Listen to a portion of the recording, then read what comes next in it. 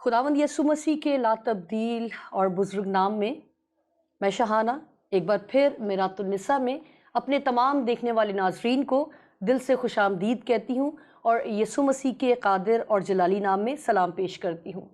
आज एक बार फिर नाजरीन आपकी खिदमत में हाजिर हूँ और यकीनन शायद आप लोग ये सोच रहे होंगे कि मैं एक ही लाइन बार बार कहती हूँ, मगर यकीन करें कि ये मेरे दिल की आवाज़ है कि अब तक जितनी भी हमने कोशिशें की हैं, जितनी भी एफ़र्ट की है आपके साथ प्रोग्राम को शेयर करने की, हमेशा यही कोशिश की है कि हमारे किसी न किसी, अगर एक भी बहन, एक भी भाई की किसी प्रॉब्लम का सलूशन अगर हमारे किसी एक प्रोग्राम से हल होता है तो हमारी वो सारी मेहनत, वो सारी एफ़र्ट वसूल हो जाती है।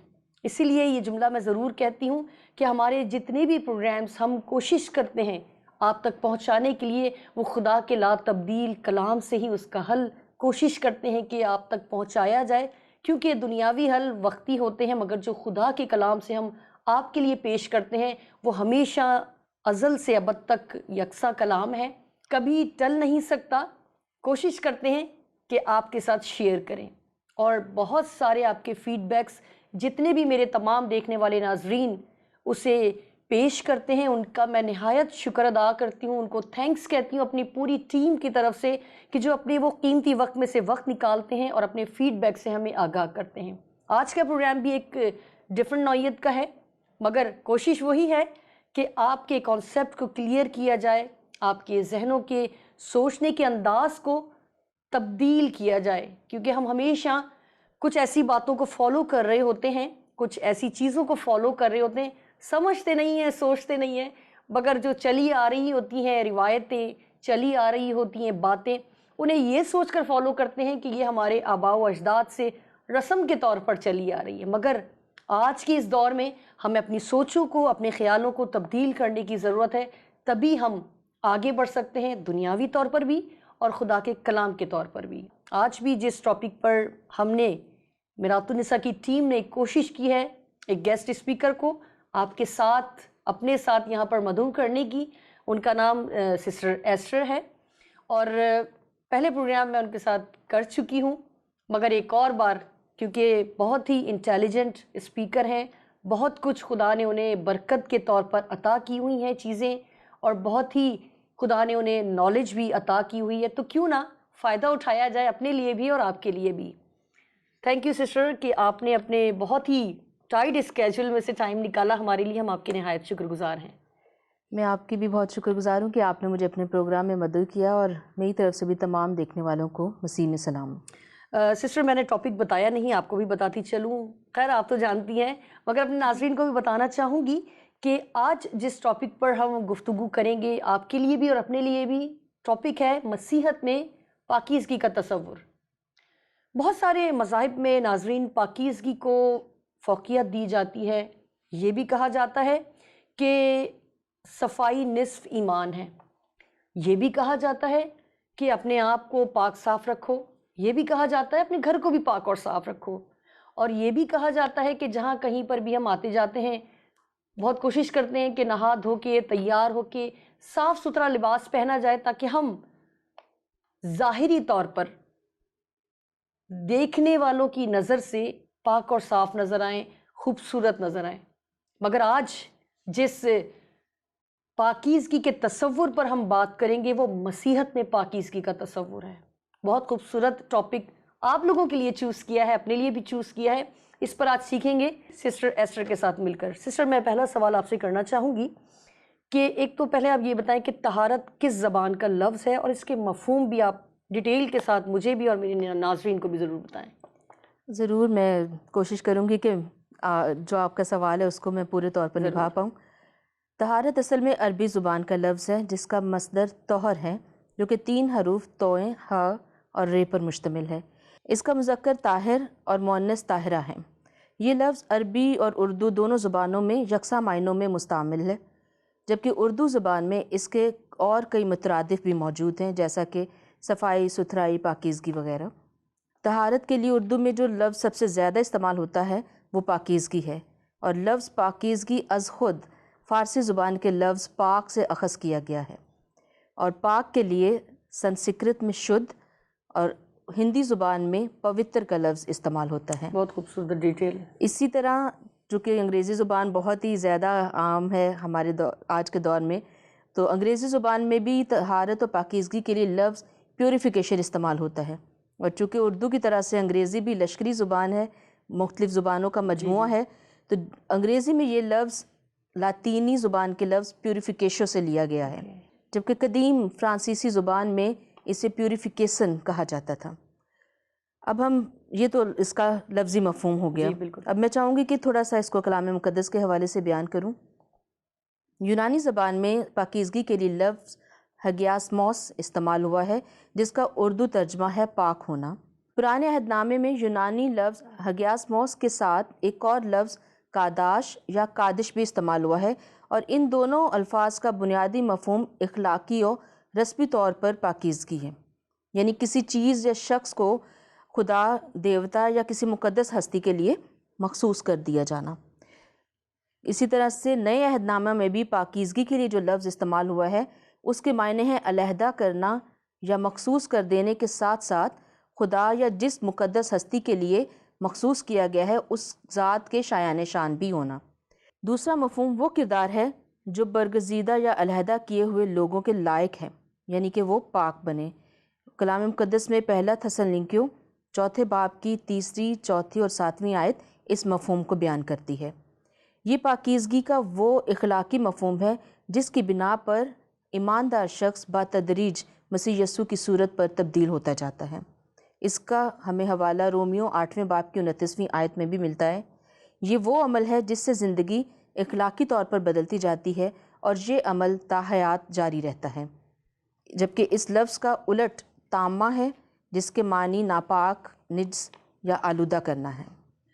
یہاں پر میں کافی حیران ہو کر ساری ڈیٹیل سن رہی تھی۔ یقیناً بہت سارے ناظرین ہوں گے، ایسے بھی ہوں گے جو یقیناً جانتے ہوں گے کہ مگر موسٹلی جو آپ نے ڈیٹیل اسٹارٹ میں دی اور جو آپ نے کلام مقدس میں سے اس کے مفہوم بتائے ہیں وہ یقیناً میرے لیے بھی نئے ہیں اور میرے دیکھنے والے ناظرین کے لیے بھی نئے ہیں اور بہت ہی اہمیت کے حامل ہیں۔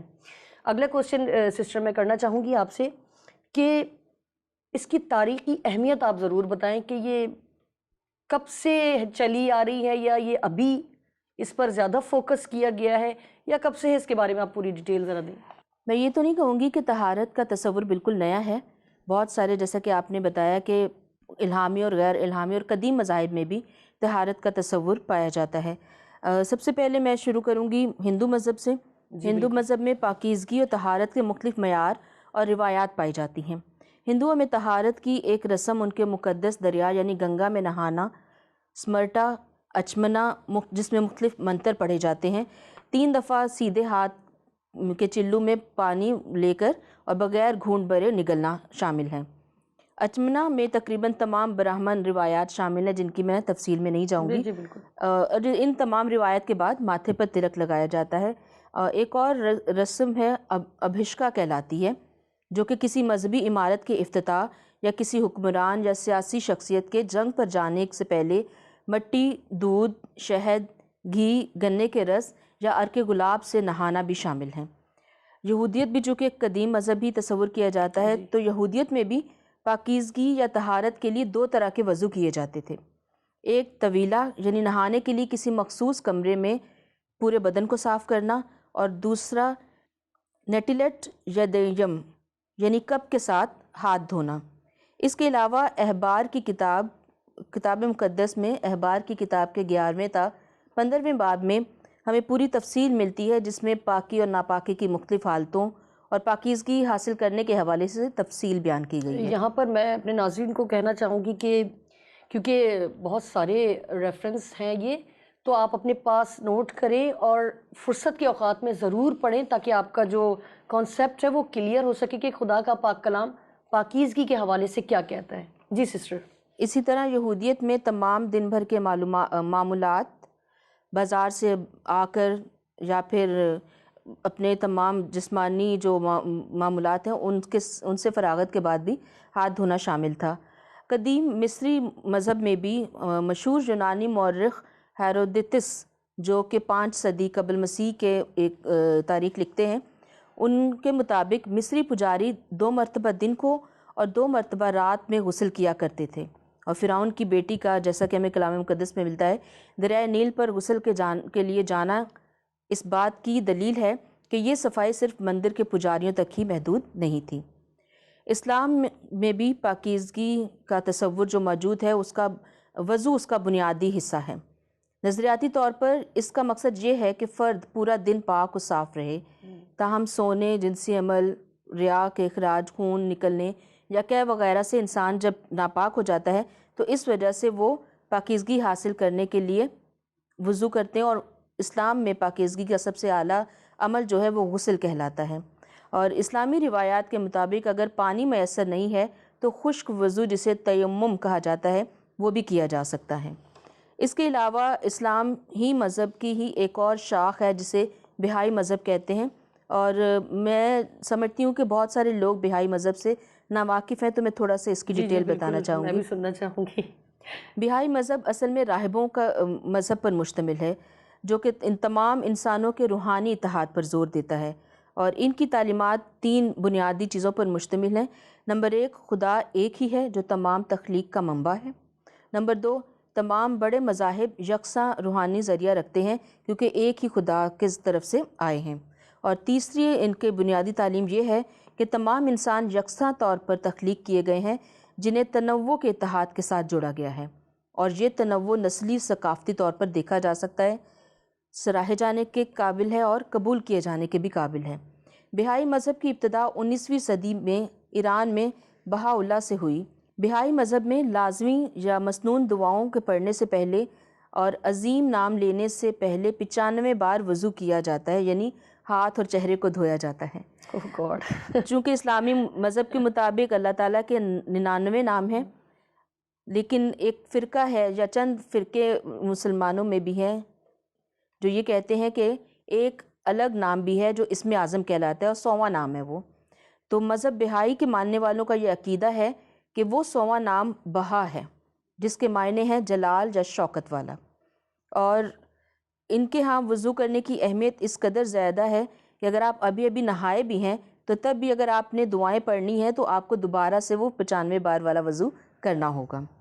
جاپانی مذہب میں بھی مقدس مقامات یا مندروں کی زیارت پر جانے والے جو ہیں، اگر آپ کبھی موقع ملا ہو یا آپ نے ٹی وی پر دیکھا ہو تو وہاں مندروں کے کافی پہلے ایک بہت بڑا حوض سا ہوتا ہے، وہ حوض سکوبائی کہلاتا ہے، جس میں مقدس مقامات کی زیارت اور ان کے ایک چائے کی تقریب بھی بہت مقدس مانی جاتی ہے۔ اس تقریب میں شرکت سے پہلے بھی وضو کے لیے پانی موجود ہوتا ہے، اور جو حوض کا نام ہے لفظ تکوبائی سے اخذ کیا گیا ہے جس کے معنی نیچے جھکنا ہے، جو کہ ایک عاجزانہ عمل ہے۔ تو یہ بھی خدا کی قربت یا اپنے مقدس ہستی کی قربت میں جانے سے پہلے اپنے آپ کو پاک کرنے کے مترادف ہے۔ بہت خوبصورت ڈیٹیل اور بہت حیران کن باتیں میں نے بھی سیکھی ہیں، اور یقیناً میرے ناظرین نے بھی سیکھی ہوگی۔ تیسرا سوال کرنے سے پہلے میں کچھ کہنا چاہوں گی اپنے ناظرین سے بھی اور سسٹر آپ سے بھی۔ یوں تو تمام مذاہب میں مقام، لباس، جسم کی طہارت پر کافی زور دیا جاتا ہے، اور آپ نے بھی ابھی بہت حیران کن ڈیٹیل ہمیں دی ہے کہ یہاں کہیں کہیں روحانی طہارت کے بارے میں بھی ہم، جس طرح بھی آپ نے بتایا کہ اگر خدا کے لیے ہم نے، مطلب دوسرے مذاہب کی بات کر رہی ہوں، جس طرح بھی آپ نے سسٹر نے ڈیٹیل دی کہ اگر ہم نے کچھ بھی پڑھنا ہے خدا کے لیے، اس کی رفاقت میں جانے کے لیے، تو کتنی بار ہمیں اپنے آپ کو پاک کرنے کی ضرورت ہے۔ لیکن واحد ایک ہی کتاب مقدس ہے جس میں ان تمام ذہنی پاکیزگی یعنی سوچ تک کو پاک رکھنے کی باتیں ہی نہیں بلکہ پریکٹیکل بھی کر کے دکھایا گیا ہے، اور یہی جناب مسیح کی تعلیم ہے جس پر ہمیں عمل کرنا ہے۔ اگلا سوال سسٹر میں کرنا چاہوں گی آپ سے کہ مسیحیت اور دیگر مذاہب میں طہارت اور پاکیزگی کا جو تصور ہے وہ آپ ذرا بتائیں۔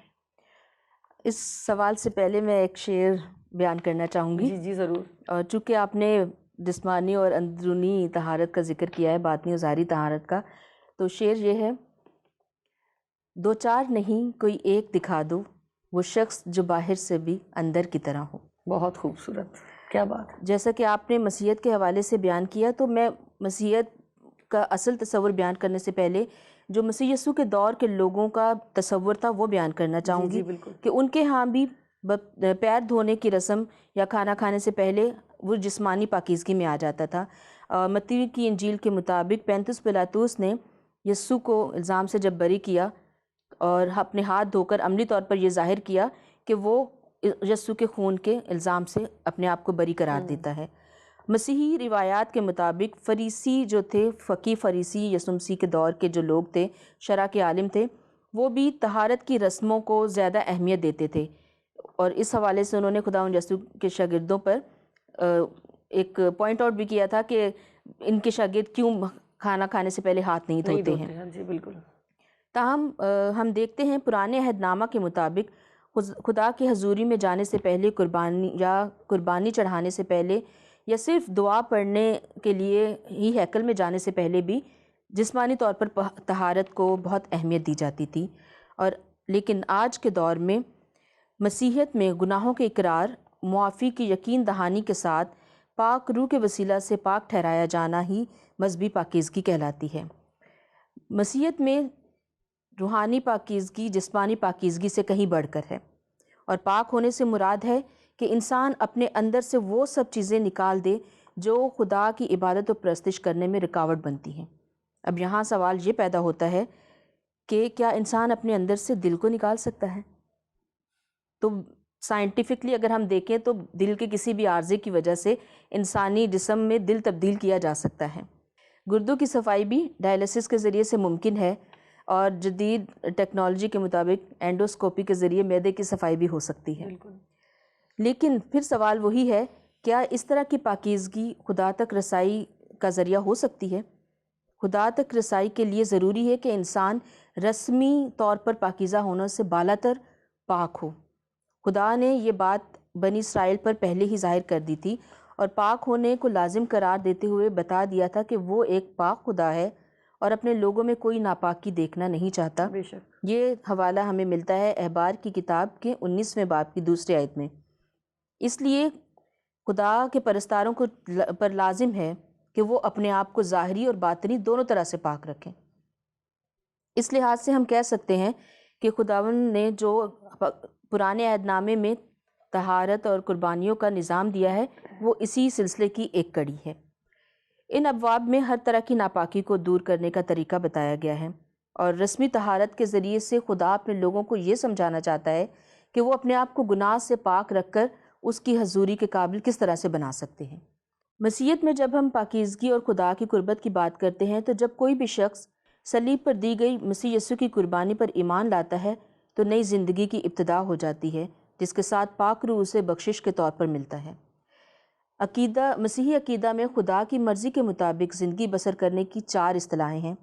نئی زندگی یعنی جب وہ مسیح پر ایمان لا کر اپنے گناہوں سے توبہ کر کے بپتسمہ لیتا ہے تو وہ نئی زندگی میں داخل ہو جاتا ہے، اور نئی زندگی میں داخل ہونے کے ساتھ ہی وہ راستہ باز ٹھہرتا ہے، اور راستہ باز ٹھہرتے ہوئے جب وہ خدا کے احکام کے مطابق اپنی زندگی گزارتا ہے تو وہ پاکیزگی کی راہ اختیار کر لیتا ہے، اور اس طرح جیسا پہلے بیان کیا کہ یہ تا حیات جاری رہنے والا عمل ہے، تو درجہ بدرجہ اس کی تقدیس ہوتی رہتی ہے۔ تو مسیح پر ایمان لانے سے خدا ایماندار کو نئی زندگی عطا کرتا ہے، اسے راستہ باز ٹھہراتا ہے اور پاکیزہ زندگی بسر کرنے کی توفیق دیتا ہے۔ بہت خوبصورتی کے ساتھ ناظرین، میں یہ سمجھتی ہوں کہ آج کا یہ جو پروگرام کوشش کی ہے آپ کے ساتھ شیئر کرنے کی، بہت ہی اپنی نوعیت کا بہت ہی مختلف پروگرام ہے، اور بہت ہی میں یہ سمجھتی ہوں کہ تبدیلی کا سبب بنے گا اگر ہم اسے اپنی زندگی میں لیتے ہیں۔ شرط یہی ہے کہ ہمارے دل تیار ہونے چاہیے۔ اسی کے ساتھ اگلا کوشچن سسٹر لاسٹ کوشچن ہے، اور ہمارے پاس تھوڑا ہی وقت ہے، تو میں چاہوں گی کہ آپ اسے مجھے بھی ضرور سکھائیں، کیونکہ میں نے آج بہت کچھ سیکھا ہے، اور یقیناً میرے ناظرین نے بھی آج بہت کچھ سیکھا ہے۔ طہارت کی ضرورت اور اہمیت، یہ آپ ذرا بتائیں کہ اس کی ضرورت بھی کیوں ہے، اور اہمیت کس طرح یہ اہمیت کا حامل ہے؟ جس طرح پہلے بیان کیا جا چکا ہے کہ طہارت کا جو مفہوم کتاب مقدس میں ہے، اس کا مطلب ہے کسی چیز کی تقدیس کر کے اسے مخصوص کر دینا، مقدس ہستی کے لیے، خدا کے لیے، کسی دیوتا کے لیے علیحدہ کر دینا۔ اس کا مطلب یہ ہے کہ اب وہ شخصیت، وہ شخص جو اپنے آپ کو پاک کرتا ہے، وہ خدا کی ملکیت ہے۔